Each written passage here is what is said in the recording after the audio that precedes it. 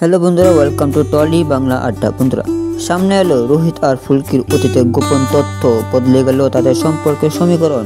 প্রকাশ্যে চমকে দেওয়া প্রোমো কি দেখানো আছে সেই প্রোমোতে সবাই বলবো এই ভিডিওতে। তো বন্ধুরা, ভিডিও শুরু করার আগে সবাইকে বলছি এরকম এক্সক্লুসিভ নিউজ ভিডিওর জন্য টলি বাংলা আড্ডা চ্যানেলকে সাবস্ক্রাইব করে পাশে থাকা বেল আইকনটি প্রেস করে রেখো। তো চলো বন্ধুরা, জানা সম্পূর্ণ বিস্তারিত কি দেখানো হয়েছে সেই প্রোমোতে। বন্ধুরা, দীর্ঘদিন ধরে দর্শকদের মধ্যে রাজত্ব করা ধারাবাহিকগুলির মধ্যে অন্যতম একটি ধারাবাহিক হলো জি বাংলার ফুলকি।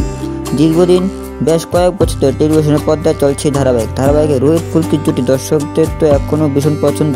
প্রথম দিন থেকে ধীরে ধীরে দর্শকদের মন জয় করে নিয়েছে এই জুটি।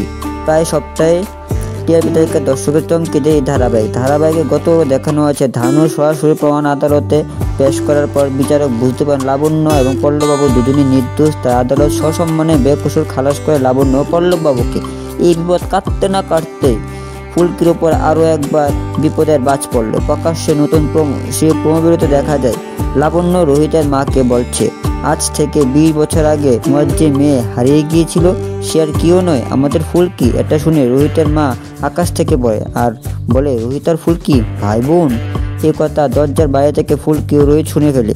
তারপর ফুলকি দূরে মহাদেবের মন্দিরে এসে বলে, যাকে ভালোবেসে স্বামীর চোখে দেখেছি তাকে দাদার চোখে দেখতে পারবো না বাবা।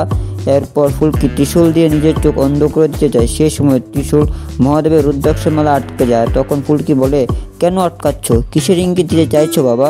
এটা কি কোনো ষড়যন্ত্র?